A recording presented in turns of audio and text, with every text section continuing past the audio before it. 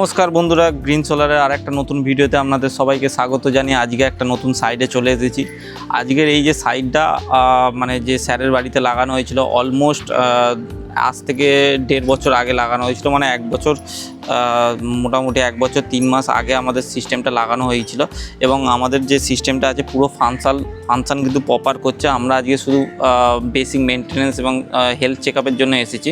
তো দেখতেই পাচ্ছেন যে বন্ধুরা, আজকে আমাদের যে সিস্টেমটা আছে এখানে, এই সিস্টেমটাতে আমরা টোটাল 12টা প্যানেল লাগিয়েছিলাম, মানে 550 ওয়াট করে লুম সোলারে 12টা প্যানেল লাগানো হয়েছিল। এবং তার সাথে একটা এক্সাইড কোম্পানির 5 kV 96 ভোল্টের হাইব্রিড ইনভার্টার লাগানো হয়েছিল, এবং তার সাথে 200 অ্যাম্পিয়ারের 10টা ব্যাটারি লাগানো হয়েছিল, যেটা কিন্তু অলমোস্ট 1.5 বছর হয়ে গেছে এবং প্রপার চলছে। এবং কাস্টমারকে কত টাকা সেভিং করে দিয়েছে সেটা কাস্টমারের কাছে জেনে নেবো। চলুন ভিডিওটা চালু করা যায়। ফাইনালি আমরা মানে যে স্যারের বাড়িতে আমরা সোলার সিস্টেমটা বসেছি তার সাথে কথা বলবো।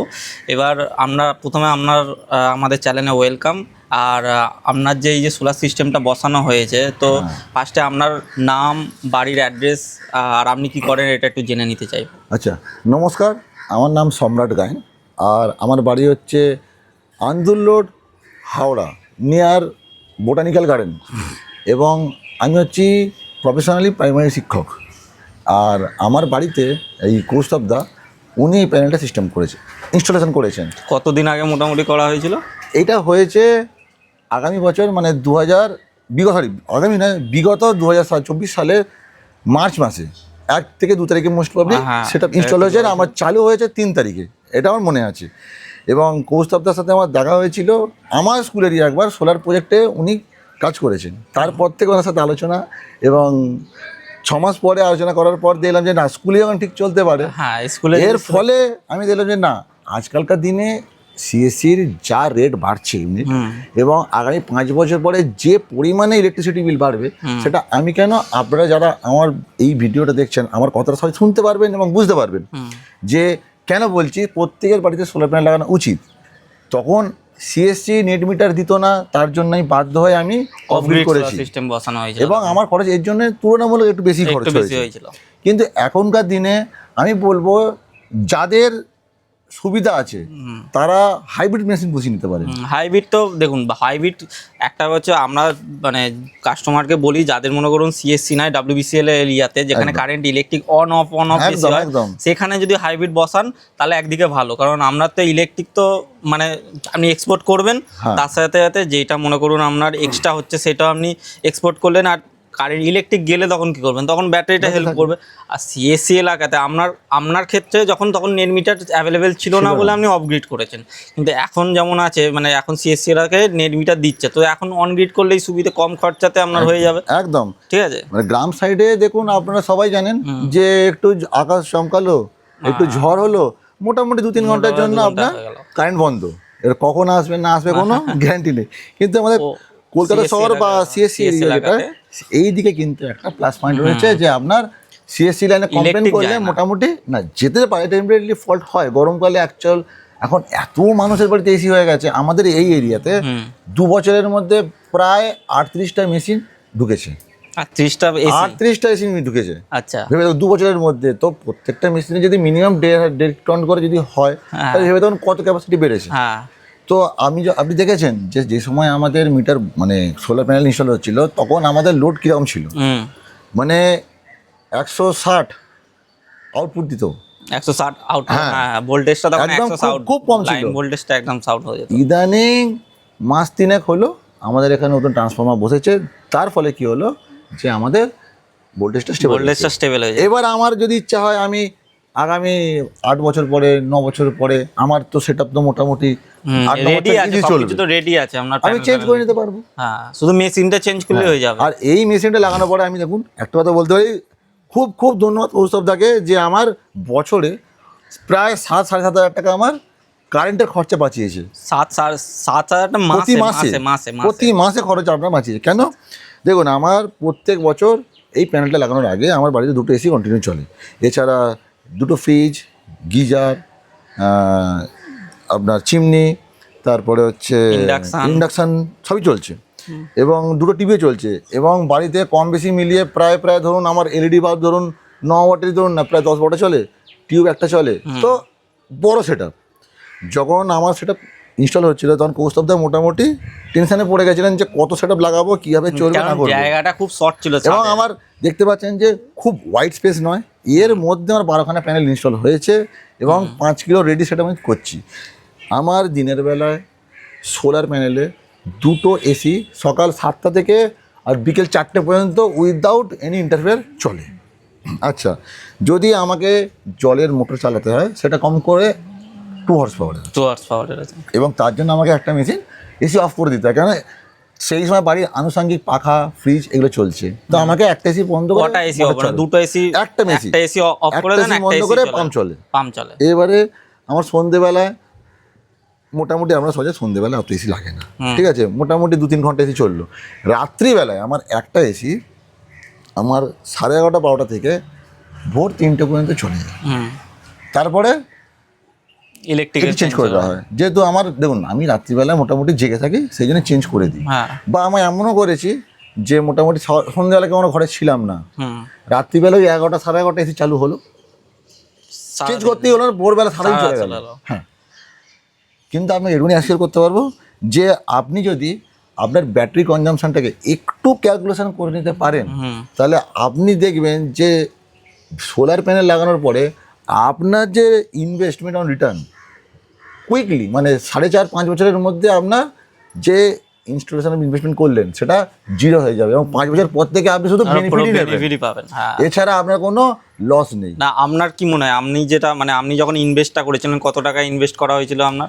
দেখুন, আমার টোটাল ইনভেস্টমেন্ট যা ছিল, ইনস্টলেশন, এই স্ট্রাকচার, দেখুন এই স্ট্রাকচারটা বানাতে হয়েছে, এবং এই স্ট্রাকচার বানিয়ে সমস্ত কিছু নিয়ে আমার নিয়ার অ্যাবাউট 4,53,000 টাকা খরচা হয়েছে। 4,53,000 মানে 4.5 লাখ টাকা খরচা হয়েছে, মানে A to Z আমরা পুরো কমপ্লিট হয়ে গেছে সমস্ত ইনক্লুডিং, মানে আমার ব্যাটারি থেকে আরম্ভ করে, ইনস্টলেশন আরম্ভ করে, লেবার কস্টিং থেকে আরম্ভ করে, প্যানেল ডেলিভারি থেকে সমস্ত কিছু, সব কিছু নিয়ে আমার এটা কমপ্লিট ইনস্টলেশন। ওই 4,53,000 মানে 4,50,000 টাকার মতন খরচা হয়েছে। আর এখনো পর্যন্ত আপনার কি হিসাবে কি মনে হয় যে আপনার তো মোটামুটি 1.5 বছর মোটামুটি সিস্টেমটা যে কত টাকা মোটামুটি তুলতে পেরেছেন? তাহলে দেখুন, আমি ওই হিসেবে ক্যালকুলেশন করিনি আমি, কিন্তু যদি দেখেন আমি আমার সিস্টেম দেখতে পাচ্ছি প্রায় 5,700 ইউনিট আমি ইউজ করেছি, এবং আজকের দিনে যদি আপনি 10 টাকা করে সিএসসি রেট দিয়ে ধরেন, তাহলে আপনি 10 × 5,000 মানে 57,000 টাকা আমি শুধু অ্যাভারেজ ইউজ করলাম। এরপরে যে গভর্নমেন্ট চার্জেস আছে, দেখবেন প্রত্যেকবার দুর্গা পুজোয় দেখবেন একটা শার্টের বাটন দিয়ে দেয়, মন্ডপে আলো জ্বলবে, তাদের গভর্নমেন্ট 50% সাবসিডি দেখবে, আর সেই পয়সাটা আমরা দিই, সেই সমস্ত চার্জেস জোড়েন তো নিয়ার অ্যাবাউট 70,000-80,000 আমার এসে গেছে। ওটা যদি শুধু ইউনিটের কস্টিং ধরে 60,000 টাকা। আর যদি আপনার মনে হয় যে আমার ইউনিট পরে কত চার্জেস পুরো বেঁচেছে, তাহলে আমি বলতে গভর্নমেন্ট যে ট্যাক্সেশন হয় সেই সমস্ত কিছু নিয়ে আপনার লেগেছে প্রায় 80,000 টাকা বেঁচে গেছে। 80,000 টাকা আমার বেঁচে গেছে, মানে 1 বছর 3 মাস মোটামুটি। কেন, 1.5 বছর বললে ভুল হবে না 1 বছর 3 মাস। মার্চের 3 থেকে ইনস্টলেশন হয়েছে, আর আজকে জুলাই মাস হয়ে গেছে, 2025 সালে। তো ইন বিটুইন মোটামুটি 1 বছর 3.5 মাস ধরে নিতে পারেন। তো আমার 80,000 টাকা 80,000 টাকার মতন সেভ হয়েছে ওনার। মোটামুটি 5 বছরের ভেতরে আপনি বলতে যাচ্ছেন মানে আপনি পুরো টাকাটা তুলে নিতে পারবেন। হ্যাঁ, আমি যদি লোনও করে থাকি কোনো জায়গায়, আমার যদি 10% করে ইন্টারেস্ট হয়, সেটা আমার 5 বছর গিয়ে 6 লাখ টাকা দাঁড়াচ্ছে, এবং আমি 5 বছরে এই অ্যাভারেজ যদি বের করতে পারি, সেখানে দেখুন হয়ে যাচ্ছে। যাক, ভালো ব্যাপার। এটা মানে সোলার সিস্টেম বসে আপনি পুরোপুরি হ্যাপি, সেটা বোঝা যাচ্ছে। আমি যখন প্রথম এই সিস্টেমটা বসাতে চেয়েছিলাম, ঠিক আছে, অনেকেরই, বিশেষ করে আমার বাবা একটু চিন্তা ছিলেন যে প্যানেলটা বসানোর পরে ফ্রুটফুল হবে কিনা। কেন, আগেকার দিনে দেখবেন যে কিছু কিছু জায়গায় সরকার থেকে সোলার প্যানেল দিচ্ছে, এবং সেই সোলার প্যানেলটা খুবই লো আউটপুটের হতো, এবং বাবা ভাবতো যে না, এত প্যানেল লাগিয়ে আমার বাড়ির কারেন্ট চলবে না। এবং আপনাকে তোমায় বলেছিল তখন যে এত প্যানেল বসাচ্ছি, আউটপুট হবে তো? মানে আমাকে কাকু বলেছিল যেটা, যে আমি যে এত টাকা খরচা করছি, যে এত টাকা খরচা করার পর আমাকে আবার কারেন্টের বিল দিতে হলো, আর সোলার সিস্টেমটা ফালতু হলো, তাহলে লাভ কি?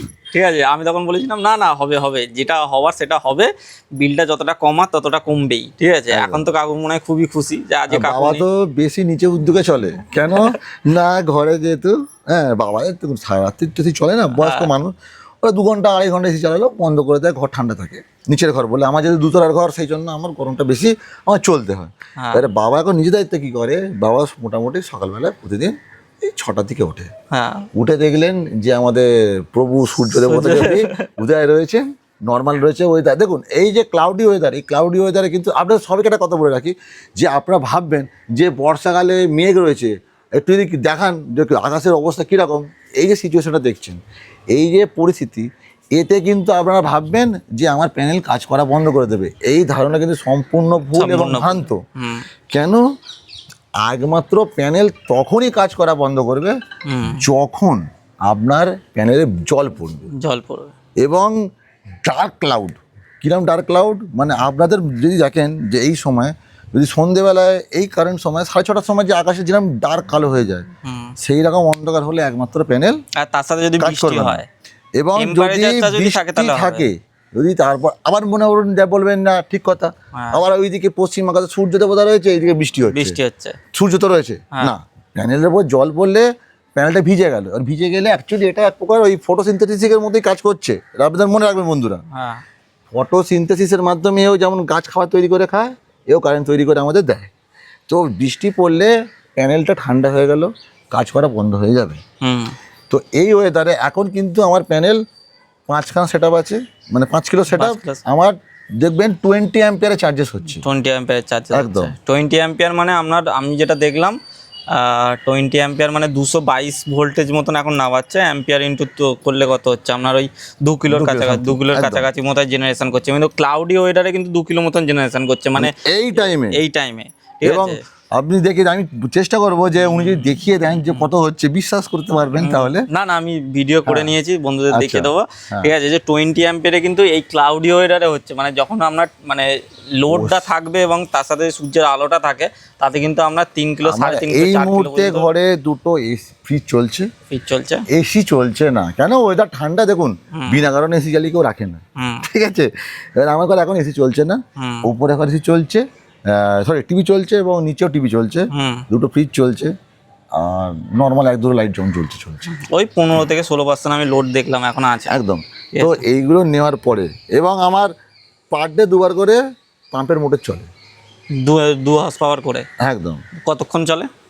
প্রায় ধরুন আমার 2টো ট্যাঙ্কি লাগানো আছে, প্রায় 750 করে, তাহলে আপনার 1,500 লিটার। তো 1,500 লিটারের পাম্প ভর্তি হতে মোটামুটি আমার আধ ঘন্টা কাছাকাছি সময় লাগে। আচ্ছা, মানে আধ ঘন্টা 1 ঘন্টা আপনার জল চলে পুরো একদম সোলারেই ওঠে। আর তার সাথে রানিং আবার ওর সাথে চলছে, সেগুলো কন্টিনিউ চলে। যে পাম্প বন্ধ করে ওগুলো যাচ্ছে সেটা না, এবং পাম্প চালানোর সাথে সাথে আমার একটা করে সিঙ্গেল এসি চলে গরমকালে। যেহেতু আমি আপনাকে প্রথমেই বললাম যে 2 তলার ঘরটা সবসময় গরম থাকে, আর এই প্যানেলটা লাগানোর পরে 2টো ফায়দা।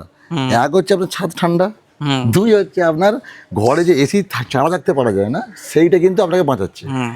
আপনি দেখতে পাচ্ছেন যে এইখানে টেম্পারেচার আর এইখানে টেম্পারেচার কত পার্থক্য, অনেকটা পার্থক্য আছে। আপনি দেখতেই পাচ্ছেন। আমি যখন সোলার লাগাতেছিলাম তখনও দেখেছি না এত টেম্পারেচার, যে পা রাখা যেত না। হ্যাঁ, পা রাখা যেত না। দ্বিতীয় তলাটায় যখন আমরা উঠছি তখন একদম হলকা হিট নামছে পুরো। আপনি লক্ষ্য করে দেখেছেন? হ্যাঁ। তো আমার ইচ্ছা আছে যে এই প্যানেলটা, আমি আমার অনেক বন্ধুকে বলেছি, তারা অনেকে ইন্টারেস্টেড এবং অনেকে নেট মিটারের জন্য আটকে গিয়েছিল। এবার তো নেট মিটার দিয়ে দিচ্ছে, চালু সিএসসি করে দিয়েছে। তো আশা করি সবারই এবার অনগ্রিড করে নিতে পারে, অসুবিধা কিছু নেই। আর অনগ্রিড করলে আপনার খরচ খুব বেশি হয় না। আমার এই 5 কিলো সেট আপে যদি মানে যদি প্যানেল নিয়ে অনগ্রিডের মেশিন লাগান, আমার মনে হয় না যে 2.5 লাখ টাকা বেশি খরচা হবে। 2.5 লাখ টাকাই ম্যাক্সিমাম খরচা, এই স্ট্রাকচার করে 2.5 লাখ টাকা খরচা হয় বলে আমার মনে হয় না। কেন? ওটা ব্যাটারি আর মেশিনের একটা আলাদা দাম থাকে। ব্যাটারিটার একটা অনগ্রিডের মেশিনের দাম তুলনামূলকভাবে কম, অনেক কম, যেহেতু শুধু তো প্যানেল লাগানো, ট্রান্সমিটার লাগে না, কিছু লাগে না, শুধু ক্যালকুলেশন করে।